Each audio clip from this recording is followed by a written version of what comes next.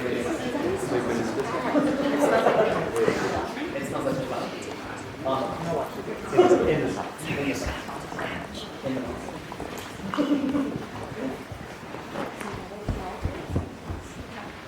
you.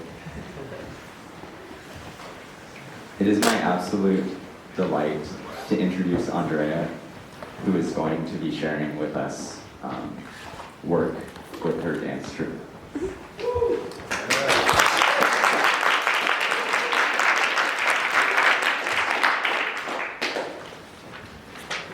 Thank you so much for that introduction. So hi everyone, thank you for coming back from the break.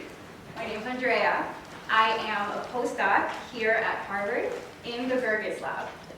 And today I'm going to share with you my exploration between science and performing arts, specifically dance. I'm going to share with you guys a pilot exploratory short piece. So I'm looking forward to hearing you guys' thoughts and any feedback that you guys might be able to provide in order to improve this piece and take it to the next level. So before we begin, you might be wondering, well, why dance?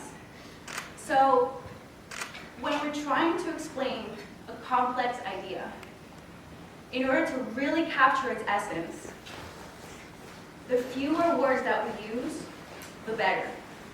In fact, maybe we don't need to use any words at all. We can show, rather than tell, complex ideas.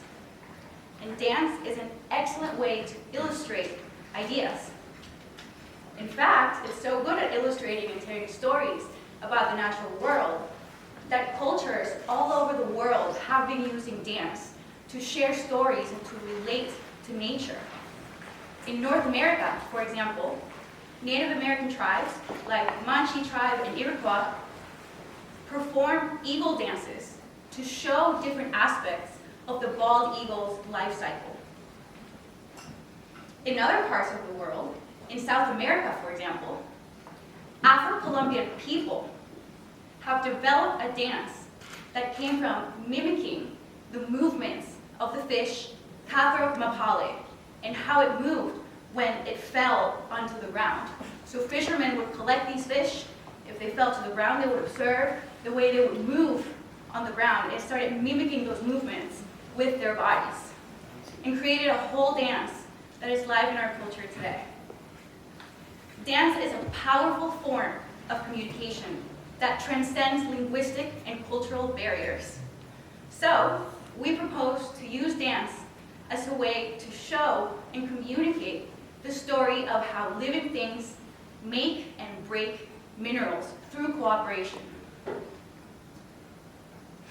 The ability to shape the earth is accomplished through a cooperation, where different organisms work together towards a shared common goal. In this way, they contribute to the success and survival of the individuals, as well as the whole collective, the cooperative. Cooperation enhances resource acquisition, protection, and fitness. One very good example of cooperation is biomineralization, where animals work together with microbes to create an armor of mineral precipitates, otherwise known as shells, like the ones you see here. So we're going to show you the hypothesis that we've been testing, where animals work together with microbes to create their shells. To study this broad question, we've been using this common bivalve, oysters, like the ones you see here. These are oysters in their natural environment. It's an oyster reef containing hundreds of oysters. But for us to really understand where our story takes place, we are going to focus in on a single individual.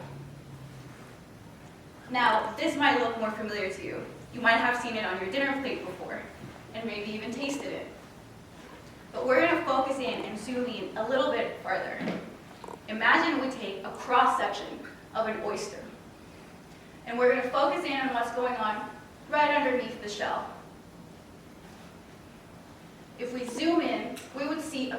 complex three-part layered shell. And right beneath the shell, we would find this space before the tissues of the animal begin. This space is filled with a fluid called calcifying fluid. And as the name implies, this is where calcification takes place. And this is where our story takes place, in the calcifying fluid. So we're going to go ahead and zoom in just a little bit farther where that box is. And here we are.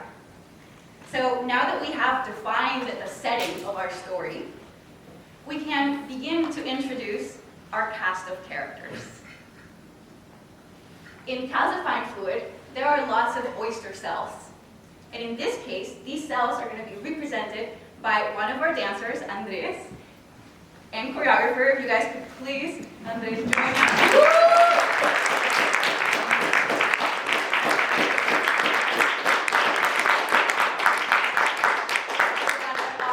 Identify you as the oyster.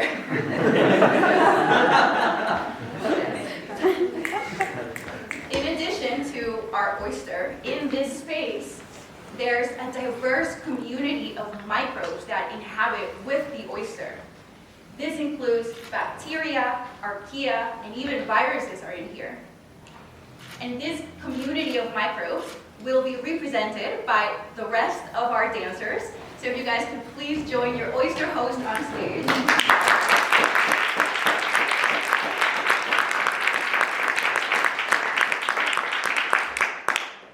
Right. So in addition to this cast of characters,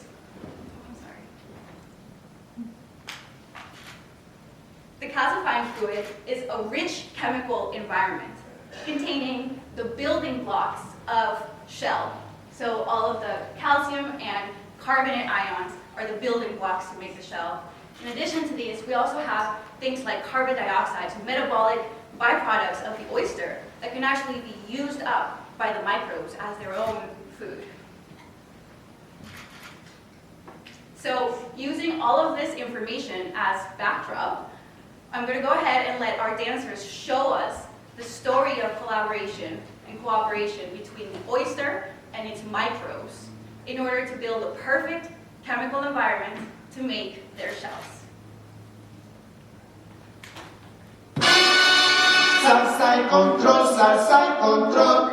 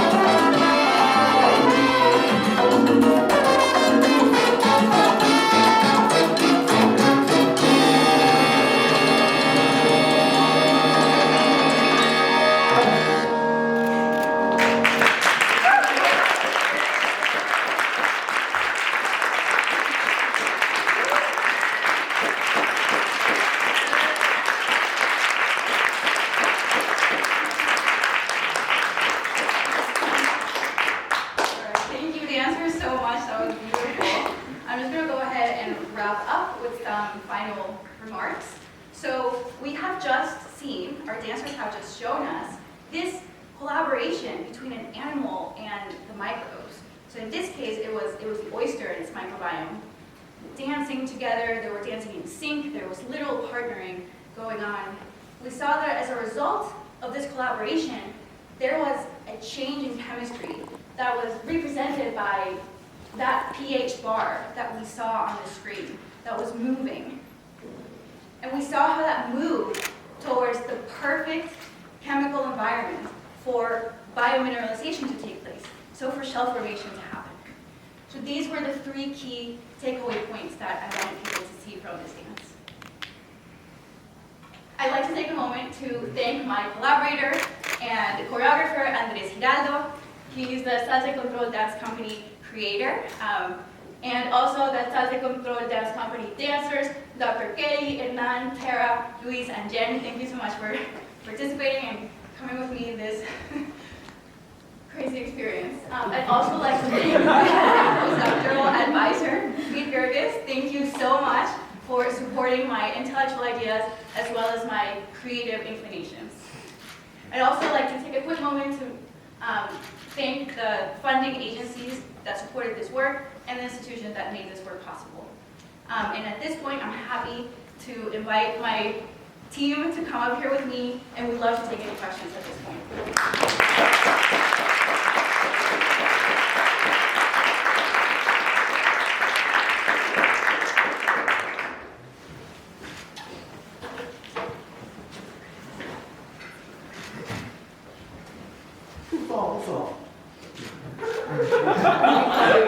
We would let the audience go first this time. We'll carry this table around too.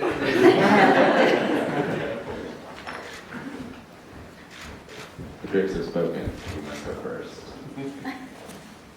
We're not contagious. We go.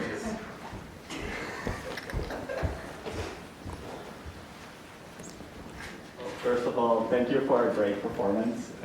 Very interesting to see the medium of dance introduced in this conference as a new mode of storytelling.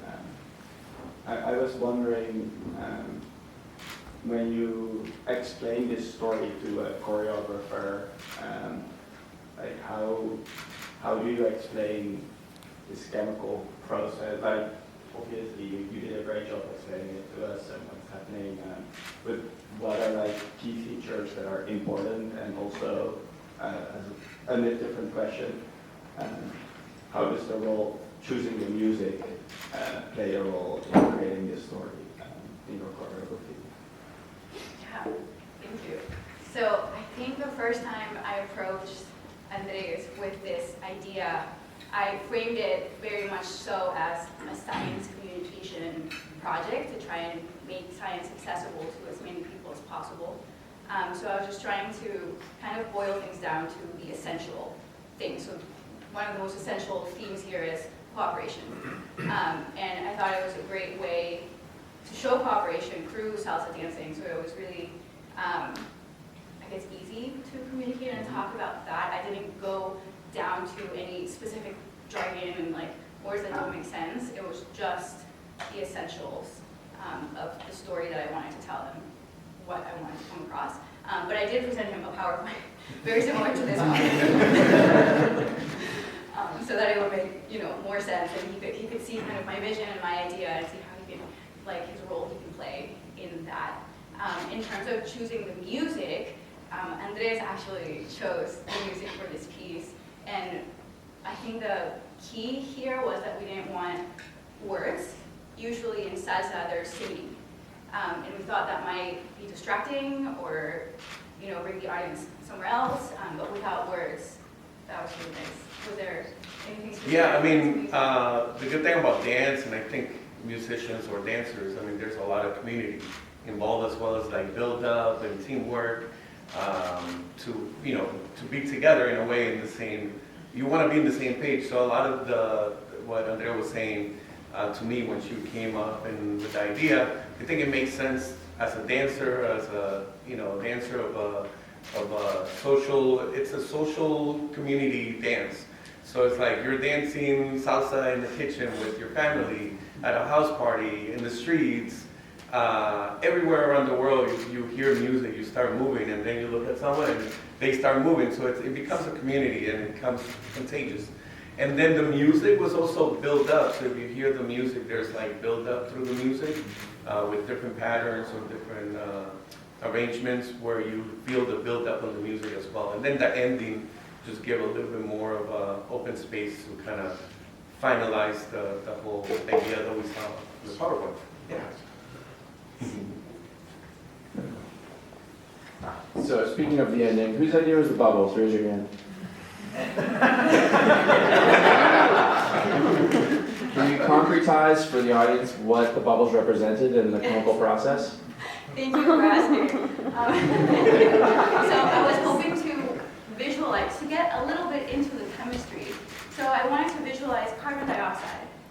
And it's literally carbon dioxide gas. I mean, we see it. It's incredible. We don't see gases usually, and then he just blew a bubble of carbon dioxide that the microbes could then interact with. They could do something with it. And so that connection via chemistry is more visual, it becomes more obvious. So I was trying, that was what I was going for. Yeah. We have time for another question, but there.